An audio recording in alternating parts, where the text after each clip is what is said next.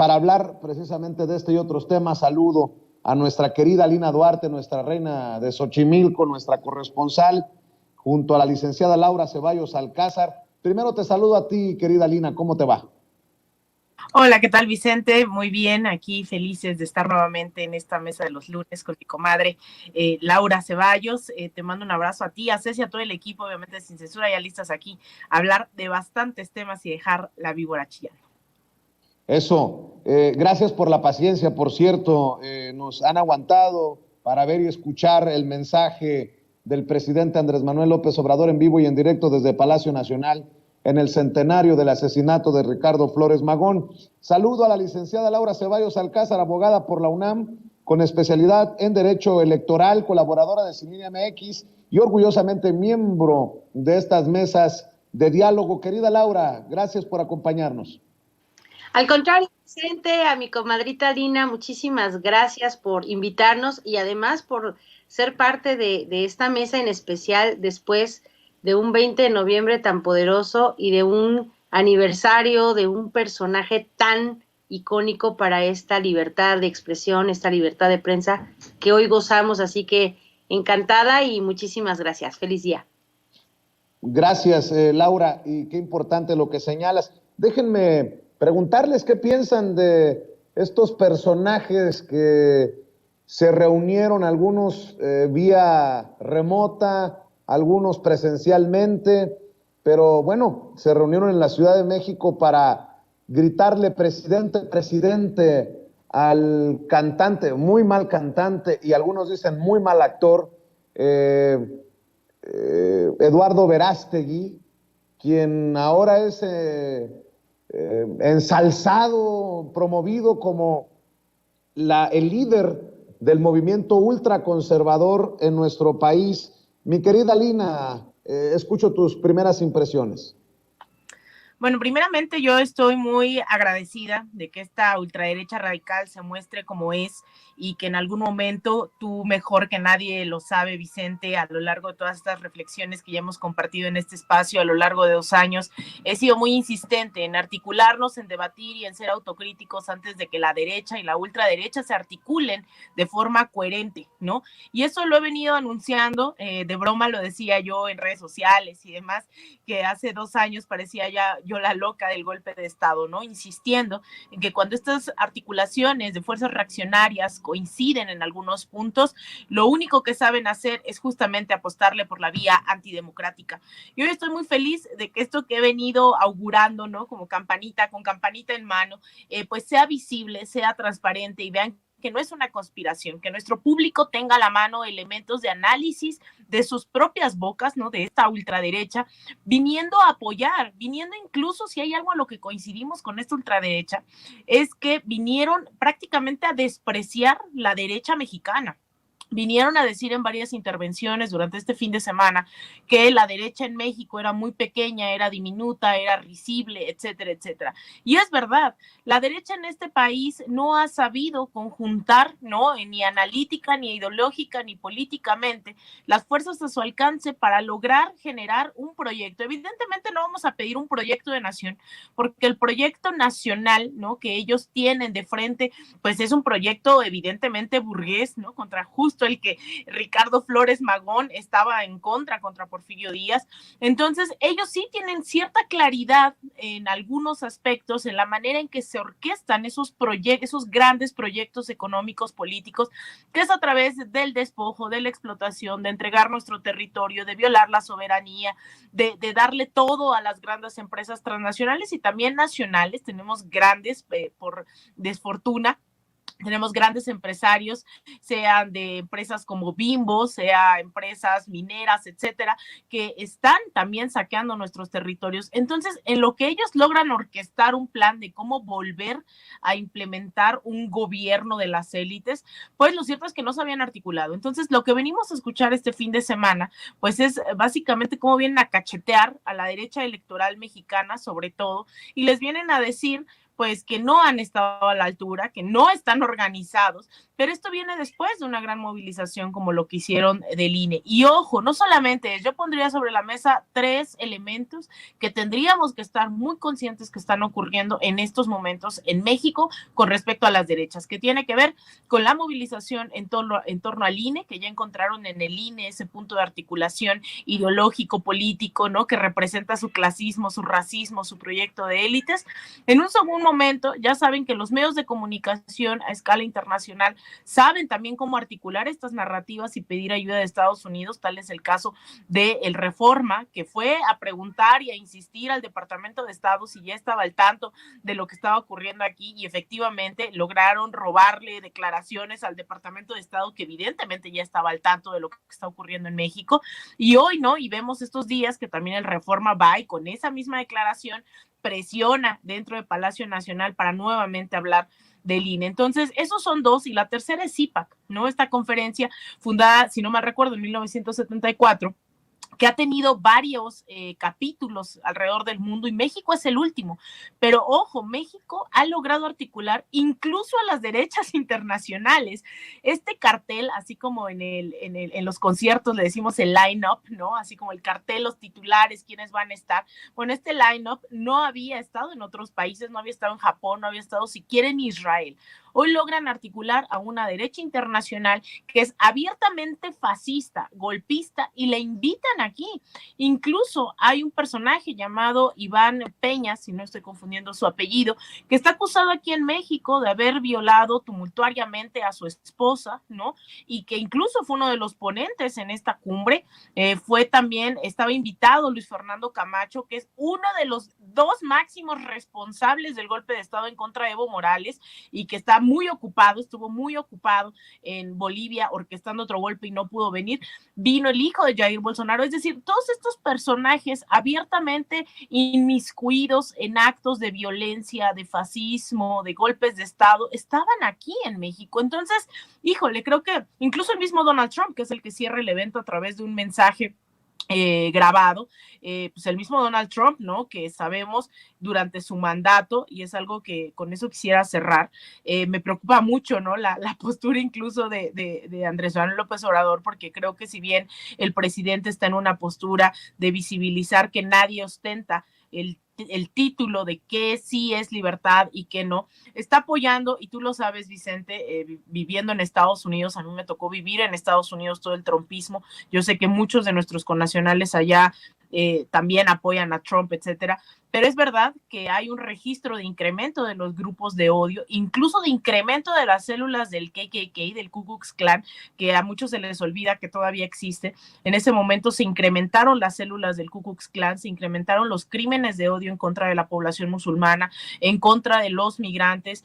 Hace unos días hablaba con paisanos de Atlanta y me decían, fue una época de horror para nosotros aquí en Atlanta, y que se le esté devolviendo una plataforma como Twitter, a mí me parece un error, porque no está de por medio tener una cuenta de Twitter, sino justamente tener plataformas, sea a través de Twitter, sea a través de CIPAC aquí en Santa Fe, para esparcir discursos de odio. Entonces, yo creo que llamaría yo la atención de nuestra audiencia de no minimizar la derecha. Yo sé que hemos dicho muchas veces que está moralmente derrotada, pero eso es lo último que le importa a la derecha internacional. No les importa la moral, no les importa la ética ni la democracia. Es gente que abiertamente de la noche a la mañana no solo puede articular golpes de Estado, sino en el caso de Bolivia, por ejemplo, con la masacre de Sacaba y de Sencata, en donde 37 personas fueron asesinadas. Entonces, que esas personas estén aquí, Vicente, que se sientan libres de mandar mensajes, de articularse con la derecha y ultraderecha mexicana, de la cual ni siquiera a veces sabemos su existencia, ¿eh? Hay muchos grupos que están germinando con esta derecha internacional.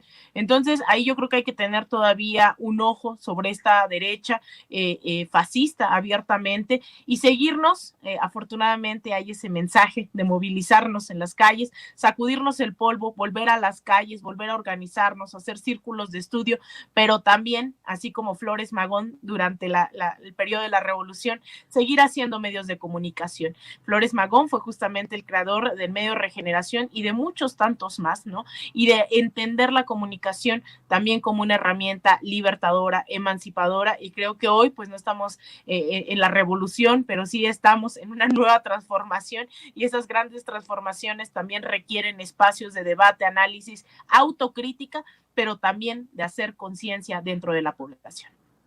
Así es, querida Laura Ceballos, también escucho tus planteamientos en torno a este tema que debe de ocuparnos a todos.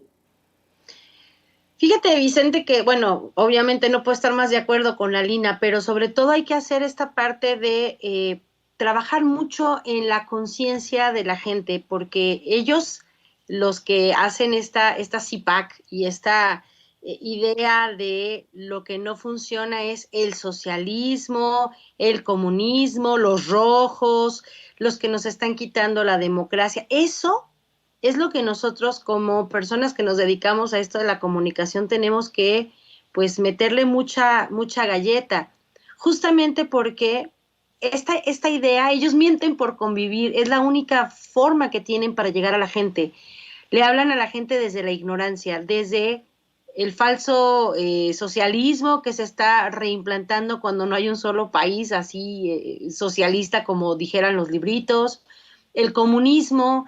Ellos defienden obviamente el derecho a la vida, la prohibición del aborto, es decir, ellos van en contra de todo el progreso que a nivel mundial se está alcanzando en materia de derechos humanos, en términos generales. Entonces, creo que es obligatorio que en esta idea que ellos tienen de ganar la voluntad de la gente, nosotros ganemos precisamente en la parte de información, porque llegan con un discurso muy según ellos, muy bien articulado para fortalecer a las derechas y a las ultraderechas del mundo con esta idea de llevar a los fantasmas del pasado al presente.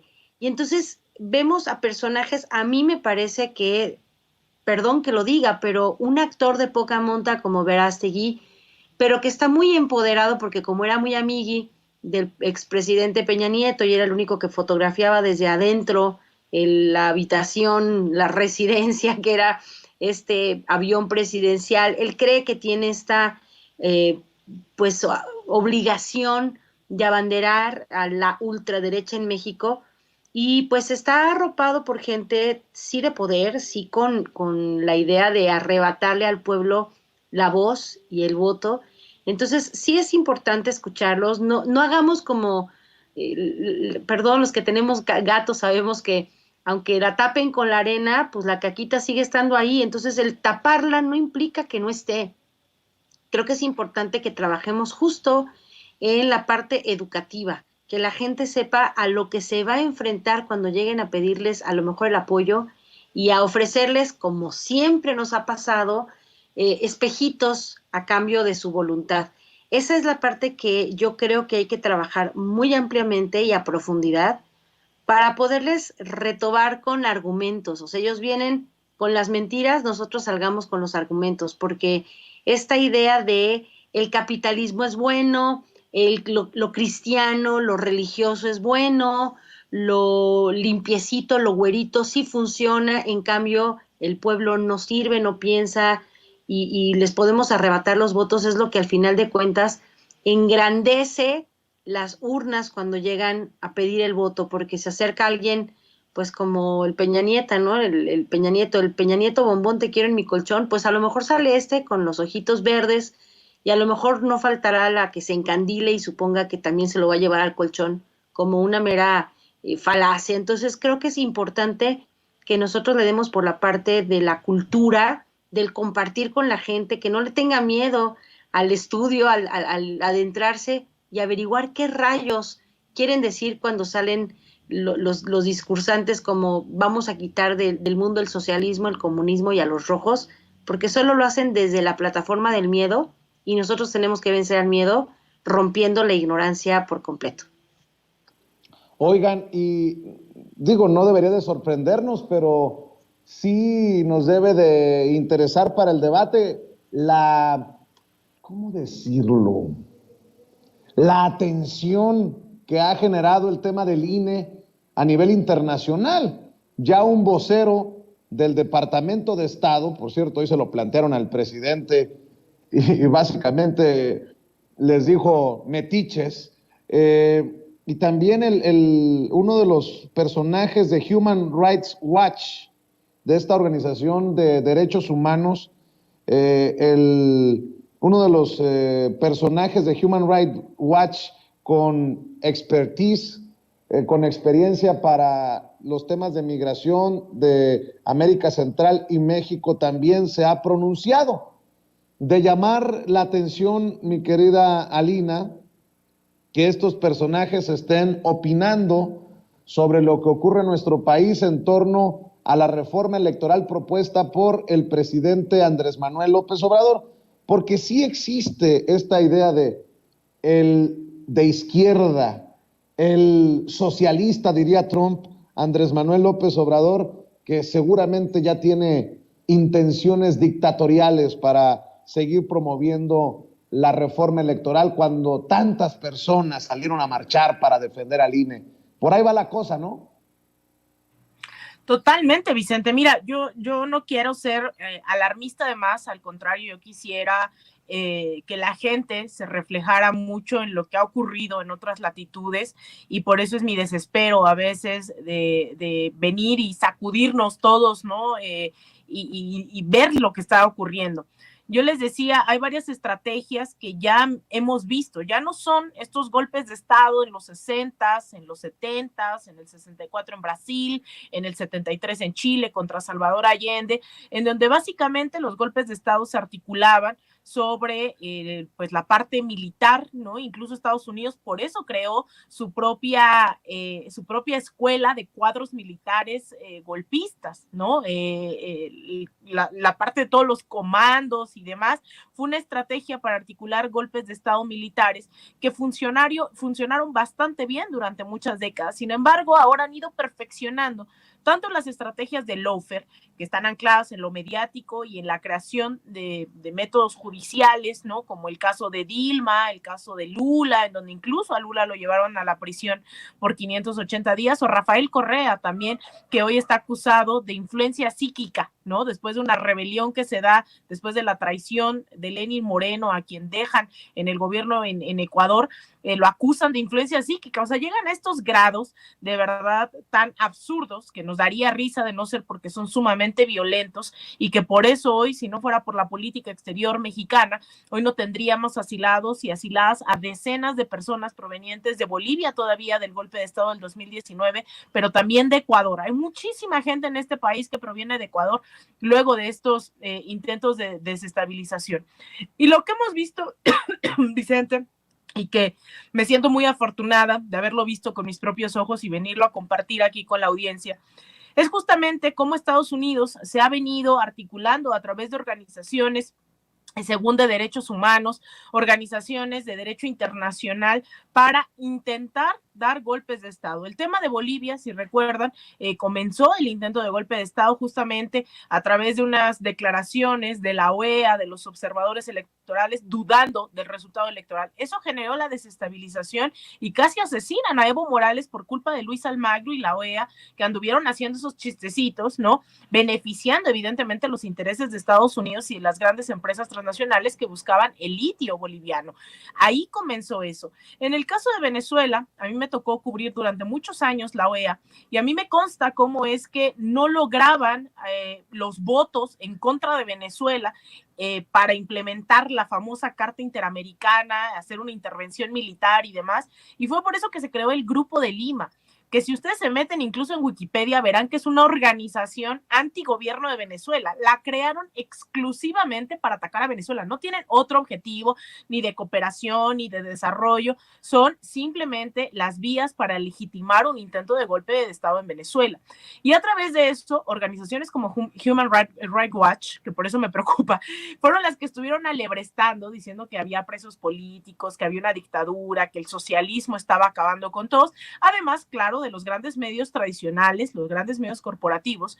En ese caso, pues en Venezuela intentaron un golpe de Estado muy muy bruto, ¿no? En el 2002, y después intentaron asesinar a Nicolás Maduro hace 2 años, y después intentaron un golpe de Estado con Juan Guaidó, y así han venido.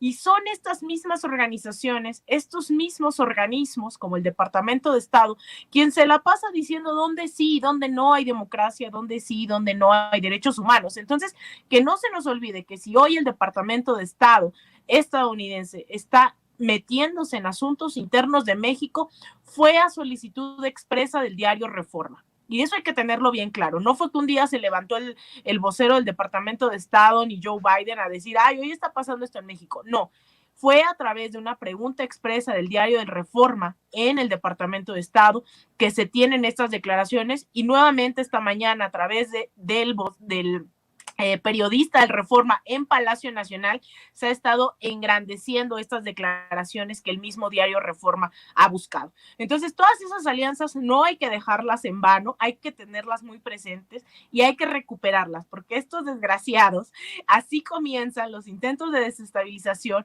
Ayer fue el INE, hoy fue el Departamento de Estado, el fin de semana fue CIPAC. Entonces, para que sepamos por dónde van los golpes, por dónde van los tiros, y cerraría Vicente diciendo que si no ha habido golpes de Estado en países como Venezuela, ha sido justamente por varias cosas, entre ellas por tener medios de comunicación alternativos en donde se esté difundiendo a la población lo que realmente está ocurriendo. Segundo, porque ha habido cursos de formación política a la ciudadanía para saber por dónde recuperamos antecedentes históricos y hacia dónde vamos. Y tercero, porque la gente no abandonó el puerta por puerta, no abandonó el diálogo, no abandonó las movilizaciones. Entonces, en tiempos golpistas, en tiempos de canallas y de ultraderechistas, lo mejor es seguir informando, seguir organizándonos y seguirnos movilizando. Qué ganas de meter la mano, esa vena injerencista desde Estados Unidos, de instituciones, organizaciones y hasta del gobierno, mi querida Laura Ceballos.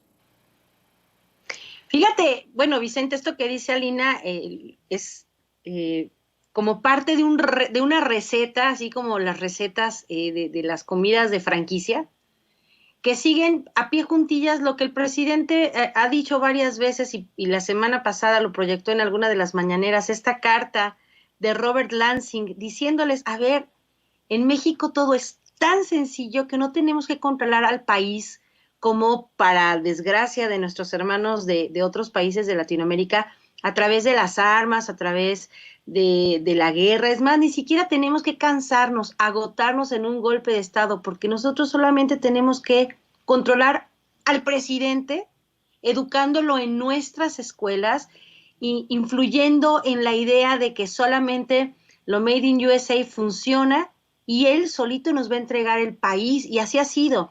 Entonces, es cierto, estas recetas de solamente funciona la democracia como lo dice Estados Unidos, solamente los organismos que surgen de la ONU de Estados Unidos pueden avalar los procesos de declaraciones de derechos humanos, es decir, es consecuentarlos en esta idea de que ellos llevan la voz cantante y ellos marcan el ritmo de cómo debe de ser, de por qué caminos hay que transitar. Y eso es lo que de alguna manera les molesta del presidente, que si bien no pueden decir abiertamente que el presidente pues es un dictador, porque no lo es, o que viola en sí la democracia porque no lo hace, entonces vienen y le dan el espaldarazo a una aberración hasta cierto punto que cuida hoy la parte electoral, en lo que se ha convertido el INE. Y volvemos a lo mismo. No se trata de pensar en el INE como un edificio, como hecho de yengas, y vamos a llegar y vamos a tirarlo porque no funciona. No, es que la idea general de un instituto electoral es operante, funciona en varias de las cosas. Lo que no funciona es la caterva que se ha apoderado de la parte cupular del INE y obviamente de los OPLES estatales y obviamente de los tribunales. Entonces, oponerse a esta idea de somos un pueblo pobre pero con lujosísimos aparatos estatales les parece que es romper la democracia, y aquí es lo más triste de todo, cómo esta persona con esta expertise y con este currículum impresionante en materia de derechos humanos, en materia de voz del pueblo, materia electoral, se atreve a mentir por convivir. Vuelvo a lo mismo, es que no tienen argumento, entonces tienen que buscar en la mentira cómo construir algo que parezca una verdad, esta idea que dice siempre Genaro Villamil, estas fake news, esta construcción de metaverdades, para que parezcan que de verdad están a favor de la democracia.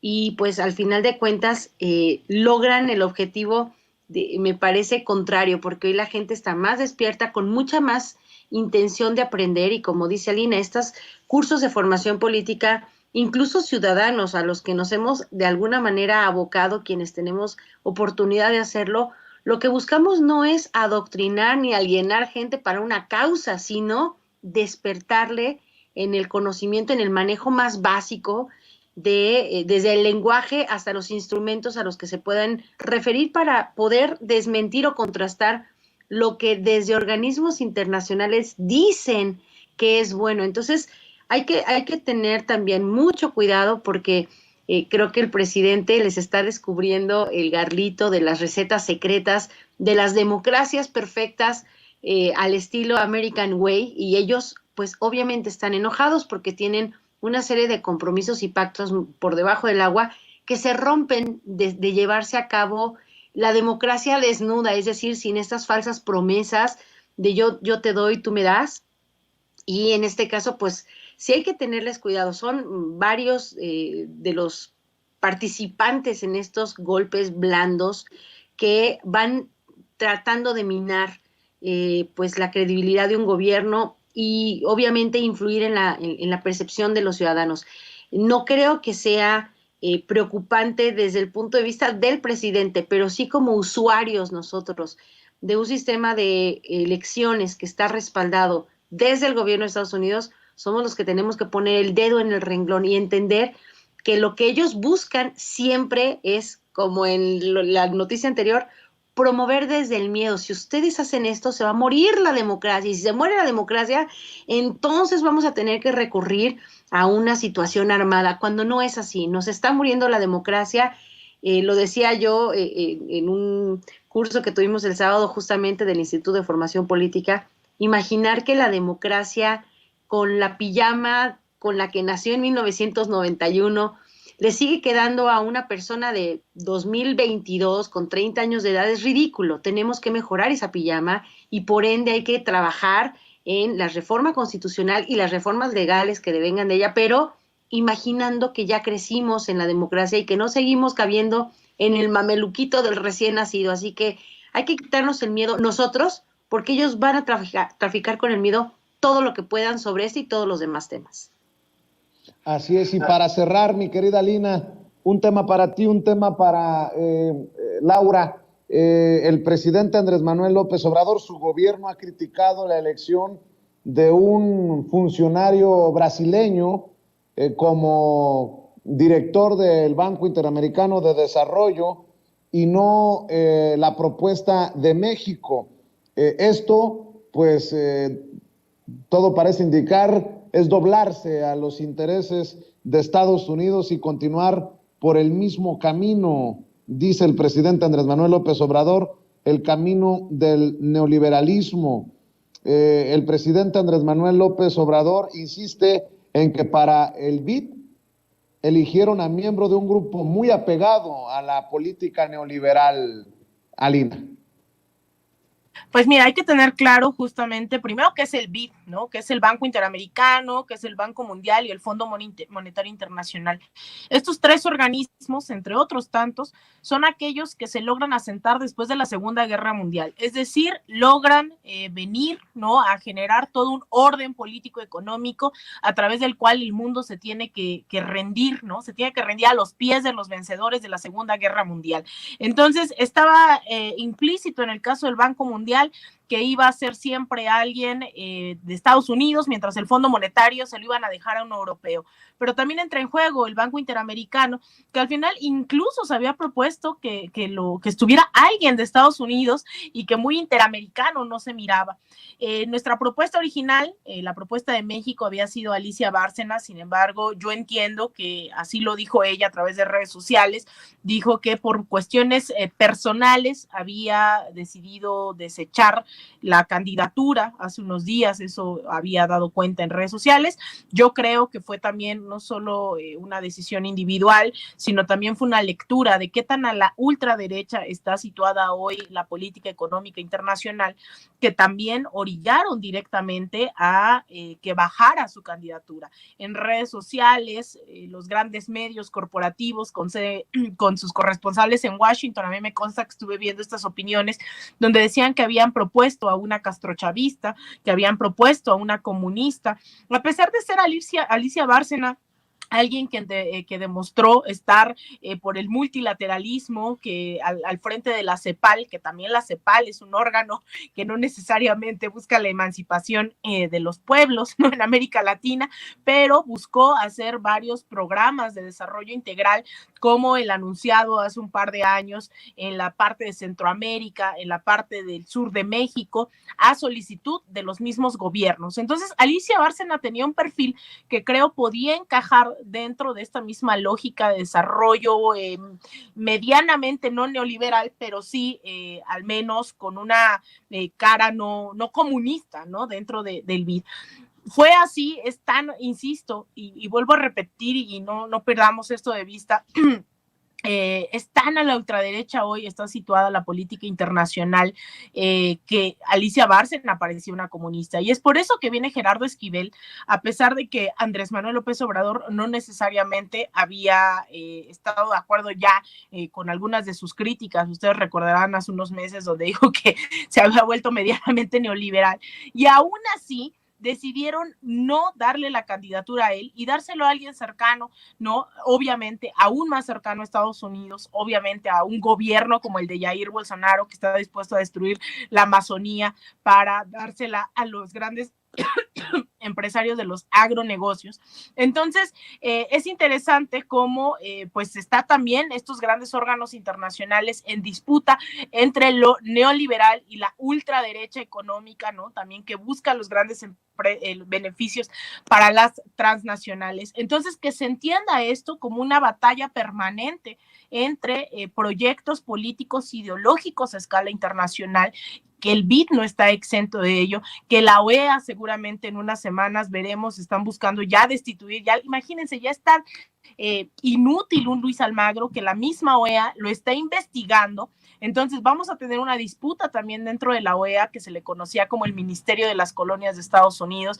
Vamos a ver seguramente disputa dentro de la CIDH, dentro de varios organismos internacionales, de acuerdo a las fuerzas, ¿no?, a la correlación de fuerzas que tenemos hoy en el continente, que espero también impacten en estos organismos. Me refiero a que si ya tenemos gobiernos que se asumen progresistas, se pueda dar mayoritariamente la disputa dentro de la OEA para elegir a alguien que represente los intereses de los electores de estos gobiernos progresistas.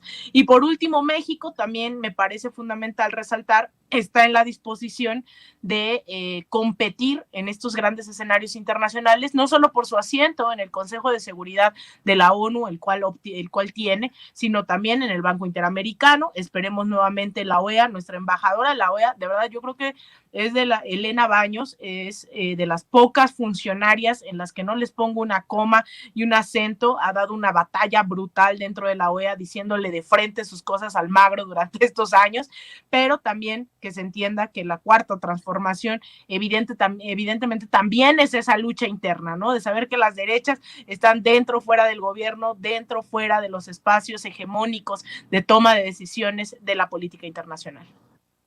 Así es. Laura Ceballos, el presidente Andrés Manuel López Obrador dice, para cerrar, que la marcha del domingo no es la contramarcha como la ponen en la oposición, sino una marcha para celebrar los logros de la cuarta transformación y luego presentar el informe.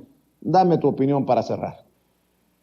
pues el domingo ahí vamos a estar, vamos a llegar tempranito, precisamente no hacerle competencia a una marchita de ponchada, o sea, de que no tiene mucha vida, como la que tuvo el domingo anterior, la derecha que defiende a un INE que no sabe ni siquiera por qué lo defiende y no tiene la más pálida idea, rosa pálida idea, de lo que en realidad representa un cambio, un brinco cuántico de formas de hacer en la democracia. Pero bueno, nosotros no vamos a eso, vamos, como dice el presidente, a volvernos a juntar. Y es que por más de 2 años esta pandemia nos ha vuelto activistas de salón, de redes, que la verdad, pues toda la gente que siempre ha marchado, como que ya nos estábamos anquilosando, ya nos estaban saliendo telarañas debajo de las rodillas, porque la izquierda, creo, en México se ha caracterizado precisamente por salir a manifestarnos, a exigir derechos, y en esta ocasión, en este sexenio, pues creo que la exigencia de derechos se ha reducido, no porque todo sea perfecto en este periodo presidencial, sino porque encontramos mucho eco en las cosas que durante años se exigieron, y en esta ocasión, pues la Cuarta Transformación está dando muestras de ir progresando, ir creciendo. Decía Toño Helguera que no todo es perfecto, pero bastante se acerca a lo que podríamos pensar que está mejorando en México. Entonces, tener un pretexto como este de juntarnos, de salir a la calle, de abrazarnos, es domingo, vayan, el Gran Edismol hizo ahí la donación de un diseño de playera, los que la quieran imprimir, pues ahí está. Pero en términos generales, no es hacerles una contramarcha, no es hacerles competencia, no es demostrarles lo que es el músculo, simplemente es eso, volvernos a juntar y celebrar que, bueno, seguramente todo el mundo tendrá una opinión y dirá que todavía faltan muchas cosas por hacer, pero no podemos escatimar los grandes logros que se han ido dando, sobre todo en el establecimiento de derechos constitucionales que ya no se van a echar para atrás, como este que dijo hoy en la mañana el presidente, las becas que le ayudan a la gente de la tercera edad, a las personas con discapacidad, a los jóvenes que están estudiando, a los niños, a continuar en sus estudios, a poder hacer una vida que obviamente no es de bonanzas, pero sí se acerca a la parte de la dignidad con más, pues, no sé, empatía, si le podemos llamar, pero sí con el respeto de que la gente merece que sus impuestos le regresen de una manera digna y justa, y en este caso, pues los derechos que están asentados ya en la Constitución, pues no pueden echarse para atrás, y todos estos tienen que ver precisamente con una de las patas más cojas que tenía México, que era la justicia social. Entonces, juntarnos no es demostrarles lo que es el músculo, que sí lo van a resentir, obviamente se vale chillar, pero yo creo que juntarnos es una fiesta de, pues de chairos, sí, qué pena, sí somos chairos y qué, pero sobre todo demostrarnos que la Cuarta Transformación es apenas el establecimiento en este sexenio y que tenemos que hacer mucho por seguir trabajando, darle a la gente la mayor cantidad de información posible y juntarnos y celebrar este 4º aniversario de la llegada del presidente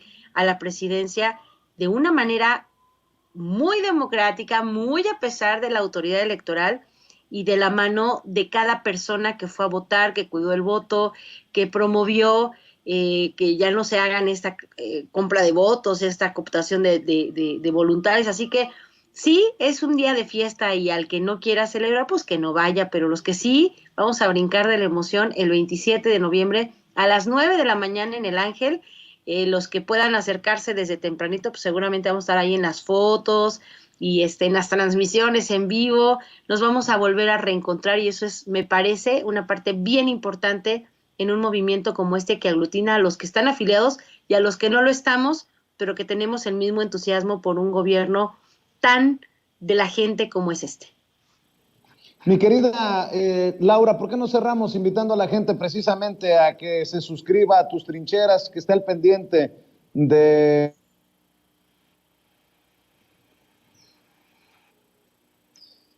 Ahí estoy. Bueno, pues me pueden seguir con muchísimo gusto en Twitter, estoy como Ceballos Laura, y en el Facebook estoy como Laura Ceballos, en el YouTube y todos los canales de Sin Línea MX, por favor, estoy de lunes a viernes a las 11 de la mañana, los lunes aquí con mi comadrita Alina en esta mesa maravillosa de Sin Censura. Y pues muchísimas gracias por el espacio, un beso a todos, sobre todo a la gente del chat, muchísimas gracias. Y el domingo, por favor, nos vamos a ver ahí tempranito para sacarnos la foto, la monumental, y ponerla en nuestras redes. Muy bien, te mando un abrazo, mi querida Laura. Querida Lina, cerremos también con tus trincheras. Muchas gracias, Vicente. Me quiero tomar 20 segundos nada más para decir que las calles históricamente le han pertenecido a las causas justas, a las causas de los sectores históricamente oprimidos, que no tengamos miedo de reivindicar que esos son nuestros espacios naturales de batalla, ¿no? ¿Por qué? ¿En qué momento tenemos que asumir que la derecha racista, clasista, llena de odio, asuma que son sus espacios? Mira, a la derecha, al imperialismo, a todos estos sectores llenos de odio, decía el Che Guevara, al imperialismo ni tantito así. Bueno, esta derecha racista y clasista también, ni tantito así. Y no tengamos miedo, de repente nos dicen, es que no, hay que asumirnos, ¿no? Como conciliadores y demás. Yo creo que estas batallas son frontales y hay que nombrarlas como tal. Ellos vienen por nosotros, ellos vienen por las generaciones venideras, ellos nos quieren quitar todos los derechos y las conquistas que hemos tenido durante siglos. Lo que hoy tenemos en este país nadie nos los ha regalado. Por eso es que la izquierda tiene que asumirse como izquierda y tiene que decir, estas sí son nuestras calles y esto lo vamos a tomar nosotros. No es una cuestión de revancha, pero sí de tener claro cuáles son, ¿no? Esos horizontes que estamos construyendo. Y si hace falta, eso hay que tenerlo también muy claro, no solo es tomar las calles. Si hace falta vivienda, hay que seguir manifestándonos y exigiendo a nuestros representantes, exigiendo a nuestros gobernadores, a nuestros funcionarios, que necesitamos vivienda, que necesitamos más y mejor educación, que necesitamos más y mejores servicios de salud pública. Este es el momento en el que tanto las calles como las instituciones tenemos que presionarlas, ¿no? Desde la izquierda, porque ahora resulta que la derecha es la feminista, la derecha es la salvadora de los derechos humanos, la derecha es la que va a combatir la desigualdad y la pobreza. Hay que tener bien claras nuestras banderas, hay que tomar las calles sin miedo a decir sí, somos la izquierda y venimos por más, ¿no? Venimos por más derechos, por más igualdad, por más justicia y no abandonarlas. Entonces, una cosa es lo que pueda decir el presidente dentro del marco de su investidura presidencial.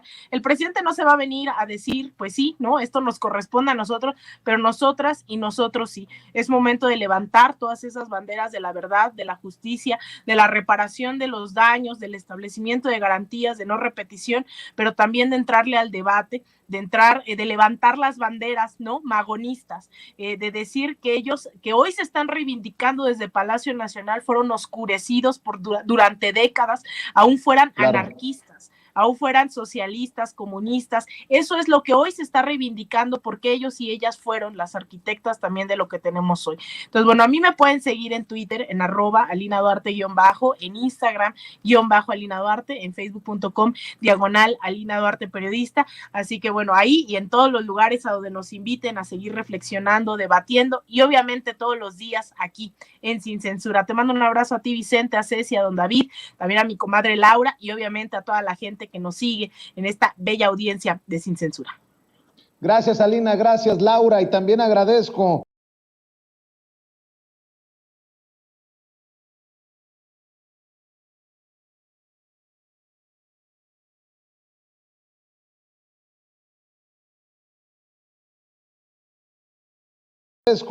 al sociólogo y amigo de esta familia Sin Censura, analista Julián Atilano, que ya está listo para hablar sin censura. ¿Cómo estás, Julián? Muy buenas tardes.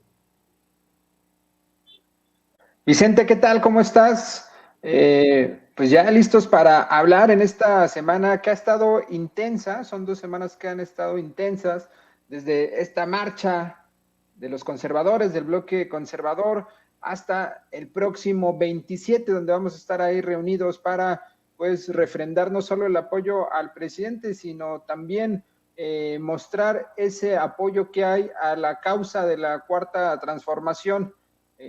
Muchas gracias, un abrazo a esta gran familia de Sin Censura, Vicente. Oye, mi querido Julián, pues dice el presidente Andrés Manuel López Obrador que no sabía hasta hace muy poco de Eduardo Verástegui, este personaje que está siendo encumbrado por los ultraconservadores como incluso aspirante a la presidencia de México. Dice el presidente que al menos los fascistas internacionales son auténticos y no hipócritas como los panistas. ¿A dónde iremos a parar? ¿O a dónde vamos a parar? Diría el filósofo El Buki. O incluso como Movimiento Ciudadano, Vicente, que en su propaganda, en sus comerciales, en los mensajes que hacen en la Ciudad de México, hablan como si fueran un partido progresista, pero de fondo es un partido que no está del lado de los derechos. Es más, en Guadalajara, en Jalisco, donde tienen mayoría en el Congreso, no han aceptado la interrupción legal del embarazo para que se les deje de criminalizar a las mujeres. Y qué raro que no ubicaba a Verástegui. Bueno, no, qué raro, el presidente tiene cosas muy importantes en qué pensar, pero fue alguien muy cercano a Peña Nieto. Recordemos esa gran imagen donde sale en el avión presidencial, muy cerquita del presidente Verástegui, y que ahora se ha convertido en un promotor de la extrema derecha. Yo estoy de acuerdo con el presidente cuando dice que qué bueno que al menos la extrema derecha, porque eso es ese grupo, se quite las máscaras, se organicen, participen y no pase como lo hace el mismo PAN, como lo hace Movimiento Ciudadano, o como también lo dijo en la mañanera hace unos días el presidente, como estos grupos neonazis que de manera clandestina se están organizando.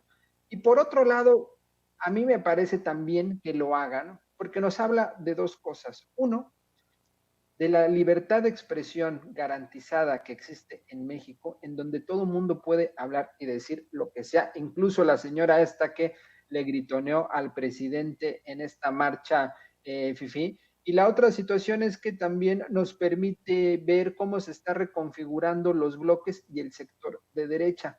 Hay muchas personas que dicen que la derecha está unida, que el propio presidente ha polarizado, y en ese sentido de un lado está el ala progresista, el ala de izquierda, la 4T, y por otro lado el ala derecha. Los vimos en la marcha, hay quienes dicen que por eso estaban juntos, por eso estaban unidos, pero hay un sector que se ha hecho aún más a la derecha, que es la extrema derecha. Incluso entre este grupo podría decir está frena, y lo que nos muestra es una atomización de la propia oposición.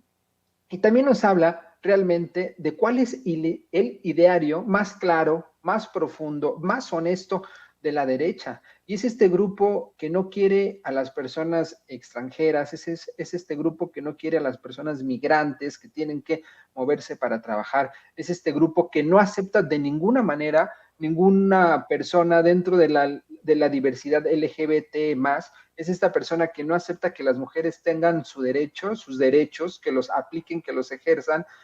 Es esta la derecha que realmente está hablando sobre el ideario que tienen, y que muchas veces el PAN, por tratar de quedar bien, ni siquiera se desenmascaran. Pero justo lo que estamos viviendo, y que es algo histórico, que es este eje, este sector conservador, fascista, neofascista, está presente y ahí está. Y por eso, Vicente, es bien importante refrendar el apoyo a López Obrador y la 4T, porque la alternativa a este proyecto transformador justo es este grupo. Son estos grupos hiperconservadores, hiperfascistas, que no quieren absolutamente ningún derecho a favor de las personas, que no quieren que haya diversidad, que no quieren que haya migración, que no quieren que ciertas personas con cierto color de piel incluso ocupen algunos espacios. Hay también de fondo esta idea muy estadounidense que también se está adaptando a México, que es el de la supremacía blanca. Esa es la alternativa a la 4T, Vicente, y qué bueno que se quiten las máscaras para saber efectivamente qué es la alternativa, cuál es la alternativa a este proyecto. Así es, y el presidente nuevamente muestra su liderazgo en América Latina, no solamente de México y para México. Habla de la posibilidad de cancelar la reunión de la Alianza del Pacífico en nuestro país ante el sabotaje que enfrenta el presidente de Perú, Pedro Castillo, y si es necesario trasladarla la cumbre a Perú, mi querido Julián, algo que creo que debe dejar claro es que Andrés Manuel López Obrador está como nunca convertido en el líder de la región, en esta América Latina que se ladea hacia la izquierda, mi querido Julián. Y es interesante porque además de esto que mencionas, de este liderazgo del propio López Obrador, vemos un giro en esta alianza del Pacífico. Y es interesante cómo se ha movido. Es esta organización, la Alianza del Pacífico, en la que algún momento, hace muy pocos meses, años, estaba totalmente girada a la derecha.